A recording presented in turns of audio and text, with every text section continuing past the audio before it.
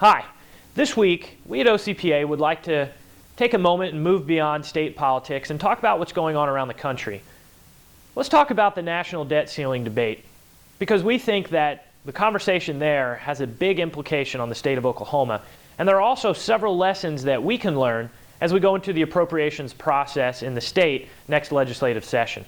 Let's start with some broad strokes.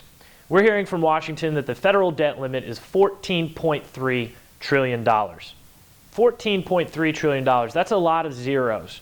But in all reality, when you couple in the unfunded liabilities of Social Security and Medicare, when you add in with that municipal debt and state debt around the country, we're actually talking about a number that's just a little more than $130 trillion. My friends, that breaks down to over $400,000 per American citizen.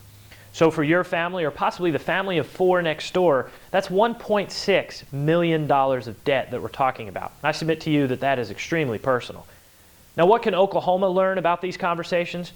Well, what's not being discussed right now is what's really happening in Washington is a discussion about the size of government and the role of government. Because there's actually enough money coming into the Treasury right now on a monthly basis to make our debt service payments, and then to also fund programs like Social Security, Medicare, Medicaid, and then pay for active duty military for the protection of this country. But there's not money left over to expand government programs, expand welfare programs, and to start to stretch and encroach on the private sector. But that's what Washington always does, and that's what Washington continues to want to do. So thankfully, there's leaders standing up and making sure that we don't grow the size of government in Washington, D.C. And I think we've seen in our own state that we have leaders now standing up, making sure that we don't grow the size of the Oklahoma state government. And if they try to, we'll be here. With your help, OCPA will continue to advocate for free market principles and limited government, and ensure that we continue to grow this economy for the empowerment of every Oklahoma citizen, and hopefully to have a positive impact on this country as a whole. Thank you for your continued support.